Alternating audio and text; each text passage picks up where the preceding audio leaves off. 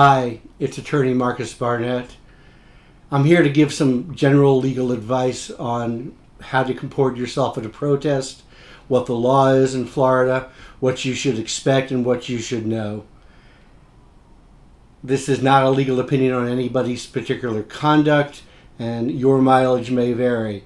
It's also no guarantee that the police will ever follow the law, but you should know what the law is so that you comport yourself accordingly. You have an absolute right to free speech. That right to free speech was defined by the U.S. Constitution and the Florida Constitution, including the First Amendment. The First Amendment, the Supreme Court has held, protects a significant amount of verbal criticism and challenge directed at police officers.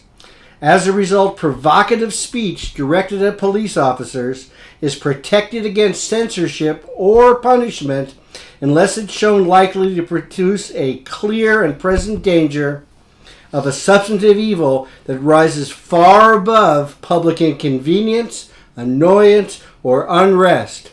In fact, the First Amendment recognizes wisely, according to the Supreme Court, that a certain amount of expressive disorder not only is inevitable in a society committed to individual freedom, but must itself be protected if that freedom would survive. And that case is City of Houston, Texas versus Hill.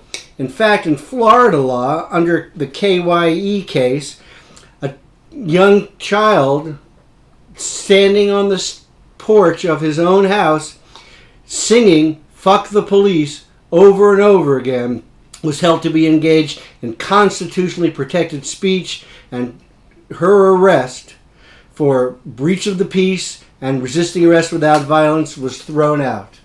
So if you're attending a protest, what should you know? Your rights are strongest in what's known as a traditional public forum, such as the sidewalk or a park.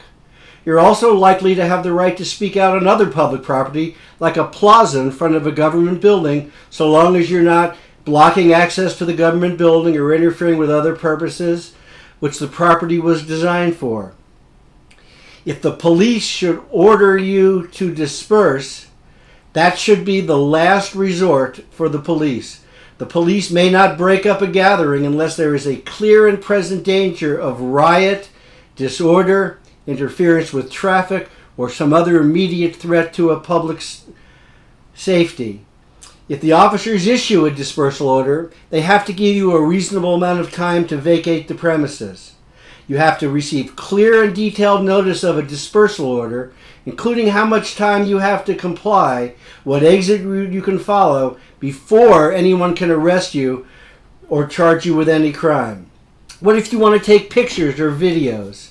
When you're lawfully present in any public space, you have the right to photograph anything in plain view, including federal buildings and the police. If you're videotaping, there's an important legal distinction to make. The police, if they believe they have a right to privacy, in other words, they are doing something that's not publicly or readily observable, they can claim that you're violating Florida's wiretap statute. However, on the street, in a public forum where everybody can hear what the police are doing and everybody can see what the police are doing, you have the absolute right to photograph and videotape. What should you do if you believe your rights have been violated? The first thing to do is to write down everything that happened, to get the officer's name and badge number where possible, take photographs of any injuries you have, and of course, call an attorney right away as soon as possible. Many times the police overreact and arrest protesters.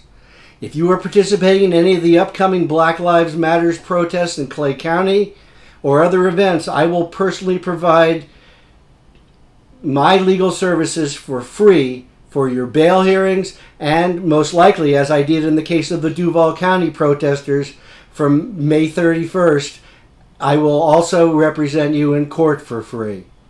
I do this as a public service. I want to thank the ACLU for providing a lot of information. A lot of these facts and laws come from cases that I have previously handled. I have a great amount of experience in these cases, but your mileage may vary. Please remember that police officers are volatile, easily frightened in some cases, and frequently overreact.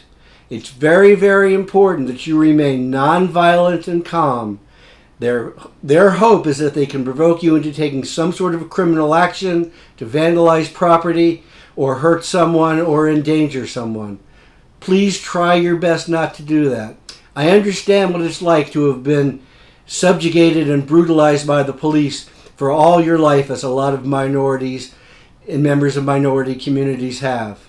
This is not your chance to get back at the police. This is your chance to speak up, mobilize the community, and bring awareness to your cause. I wish you the best of luck. Please be safe, be strong, and be free.